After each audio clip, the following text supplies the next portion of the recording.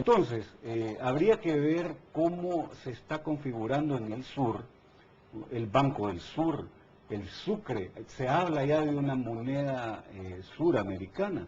También en el SICA se está hablando de una cámara de compensación con la posibilidad de convertir una moneda centroamericana. Pero en esos primeros 100 días, porque estamos hablando de muchas cosas para 100 días, ¿qué Ajá. deberíamos ver en esos 100 días?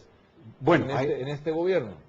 Hay varias cosas. Uno, el equipo de gobierno. Va a decir mucho la configuración del equipo de gobierno como un equipo capaz de ser articulador del plan de No gobierno. importa si son o no miembros del FMLN. Tendrían que ser los más capaces, los mejores.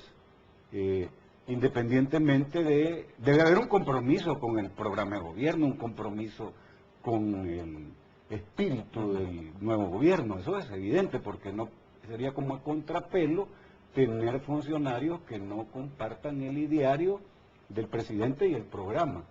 Creo yo que el plan de los 100 días va a ser determinante. Ahí se van a dar las señales de hacia dónde va. Sorpresas no pueden haber. El gobierno ha declarado entrante de que tiene una opción preferencial. Ha señalado, y ahí yo quiero decir una cosa. Opción preferencial por los pobres. Muy claro, o sea, no hay sorpresa, nadie se puede sorprender o extrañar, ya hay una posición muy definida. La política, Rafael, está en el presupuesto. No se puede hablar de hacer política pública si no se tienen recursos. Es literatura, poesía, palabras. Entonces, hay que discutir un acuerdo nacional alrededor de un pacto fiscal. Eso es impostergable. Y ahí se contraponen dos intereses, el interés privado y el interés público. El interés privado busca la máxima ganancia, busca la rentabilidad de los negocios. El interés público busca la salud, la educación, la alimentación de las personas. ¿Cómo compatibilizar? Le doy una idea. Responsabilidad social empresarial. ¿De qué estamos hablando? De que los empresarios asuman que además de la búsqueda de la máxima ganancia, tienen una responsabilidad social, que es con sus empleadores, sus empleados, con las familias de sus empleados, pagando impuestos, haciendo una labor antes de pagar impuestos de inversión en educación y en otras obras.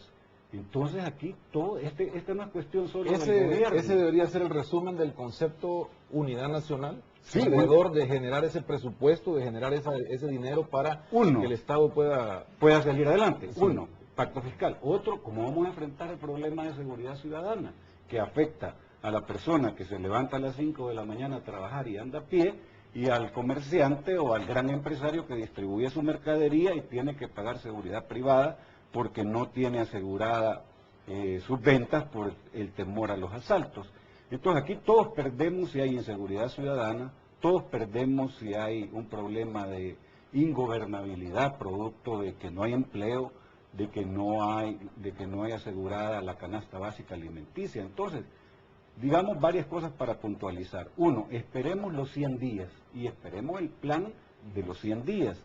Creo yo que le irá bien a Mauricio Funes si tiene un gobierno participativo, de concertación. Ha definido el programa de gobierno de Mauricio Funes, cuáles son los agentes sociales más importantes, los trabajadores del conocimiento, los pequeños y medianos empresarios. Hay que construirle una base social de apoyo para que sea un buen presidente, porque vuelvo a repetir, nadie gana con un gobierno desestabilizado.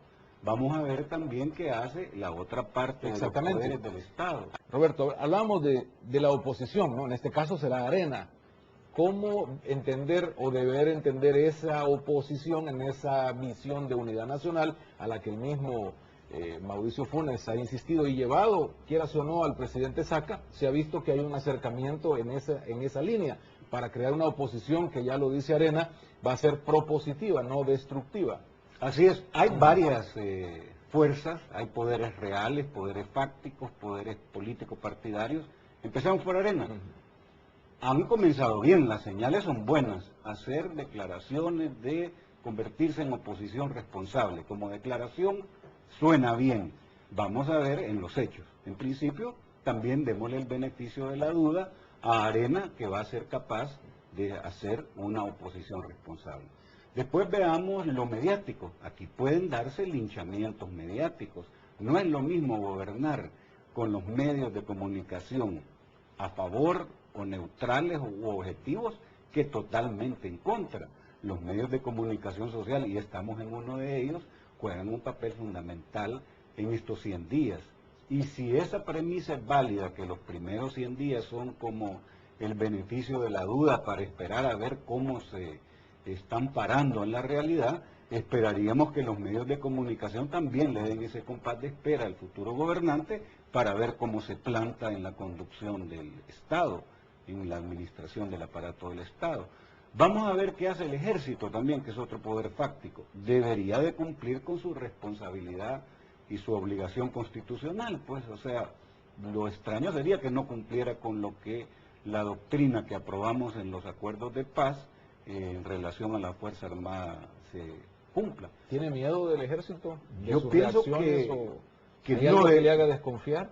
Que no debería de haber. Vamos a ver qué pasa con el ministro de la Defensa. Eso, los militares son un poco como muy atentos a eso. Y ahí en lo particular, ¿qué deberíamos ver? ¿Cree que conviene un ministro civil, como se ha dicho en muchas oportunidades, que puede ser una posibilidad, y no Bueno, militar? La experiencia no debería extrañarnos, porque en Venezuela, perdón, en Colombia, en Chile, Bachelet, que es la presidenta actual, fue ministra de la Defensa, pero yo creo que El Salvador todavía no está preparado para que una mujer sea ministra de la Defensa. Y creo yo que tendrá que ser un militar. Yo no conozco las interioridades, pero en lo que sí confío es en el cumplimiento del deber constitucional de la Fuerza Armada. Tendrán que cumplir con la Constitución.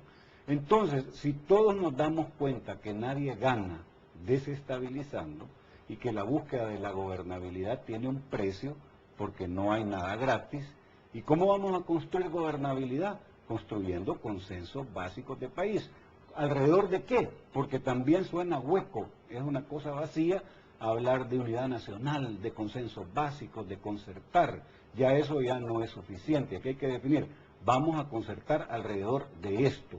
Si Salvador Sánchez Serén ha convocado, y nos ha convocado a nosotros, y yo desde ya le digo desde este canal de televisión que sí, que debemos de trabajar por institucionalizar un consejo de sociedad, de las relaciones sociedad civil-gobierno, que pudiera ser el foro para la concertación otra vez económico-social, pero recargado. El que se dejó pendiente en los acuerdos de paz. El que tuvo una vida muy corta. Hay que institucionalizarlo. Eso significa que tenga un basamento legal, que tenga una ley que le dé vida, que tenga también una institucionalidad. Ese Consejo Económico-Social o Foro de Concertación Económico-Social, o como se llame, deberá tener una ley que lo ampare, que le dé sustento legal, deberá tener una institucionalidad y deberá tener un plan de intervenciones. Entonces, hay que organizar la manera en que se va a institucionalizar. Un buen primer paso es que nos reunamos los que firmamos los acuerdos hace 17 años ya. Hay que ver cómo creamos los puntos básicos de ese consenso de unidad nacional. En lo concreto, a mí me parece que pacto fiscal es uno, un pacto por el empleo es otro. Asegurar que el tema de la violencia, de la inseguridad ciudadana se vaya resolviendo es otro. Ahora, pero en el discurso y en la realidad actual, en estos 40 y pico de días, ¿cómo entender lo que no se hace de consenso en la Asamblea? Por ejemplo, para nombrar al fiscal, para escoger los magistrados de la Corte. ¿Cómo entender esa parte? Es que ahí son pruebas de fuego de la democracia. Deberíamos de buscar la manera de que ahí se den señales también, porque el poder, para que no sea absoluto, está dividido. En El Salvador hay 3, en otros países hay 4 poderes. Entonces, los órganos del Estado están divididos para que no exista un poder absoluto. Ya se va a ver un movimiento importante en el poder legislativo. Ahí se van a configurar alianzas.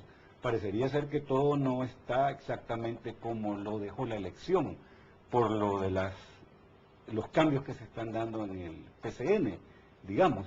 Entonces, yo diría de que si verdaderamente hay una intención de